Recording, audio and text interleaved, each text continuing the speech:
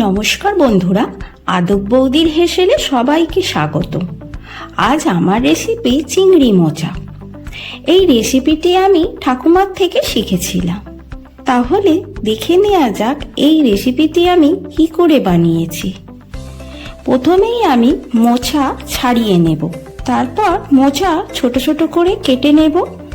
একটি বড় পাত্রে জল দেব, তাতে একটু হলুদ দিয়ে কুচনো মোচা আধ ঘন্টা ভিজিয়ে রাখবো।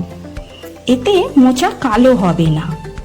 এরপর ওভেনে কড়া বসিয়ে জল দেব, তাতে নুন ও হলুদ দিয়ে মোচা 5 থেকে 7 মিনিট ভাপিয়ে নেব। অন্যদিকে আমি দুটো বড় সাইজের আলু ও দুটো পেঁয়াজ কেটে নিয়েছি। ততক্ষণে আমার মোচা ভাপানো হয়ে গেছে। সেটিকে একটি চুবড়িতে ছেঁকে নেব। তারপর ওভেনে কড়া বসিয়ে তাতে তেল দিয়ে চিংড়ি মাছ ভেজে নেব। তারপর আলু ভেজে নেব। ওই তেলেই আরো একটু তেল দিয়ে তাতে শুকনো লঙ্কা জিরে ফোড়ন দেব। সুন্দর গন্ধ উঠলে তেলেই পেঁয়াজ দেব। পেঁয়াজ বেশ ব্রাউন করে ভাজা হয়ে গেলে তাতে পরিমাণ মতো আদা রসুন দিয়ে আরো একটু ভেজে নেব।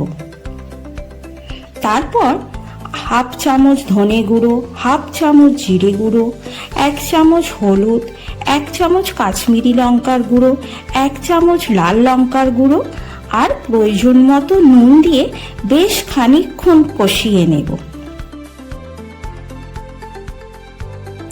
সব মশলা ভালো করে কষানো হয়ে গেলে তাতে ভেজে রাখা আলু দিয়ে আরো খানিকক্ষণ কষাবো।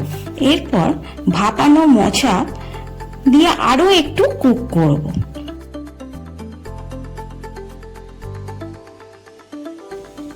এবার 1 মুঠো মতো ভেজানো ছোলা দেব আর ভাজা চিংড়ি মাছ দিয়ে আরো মিনিট 5 মতো কষিয়ে নেব।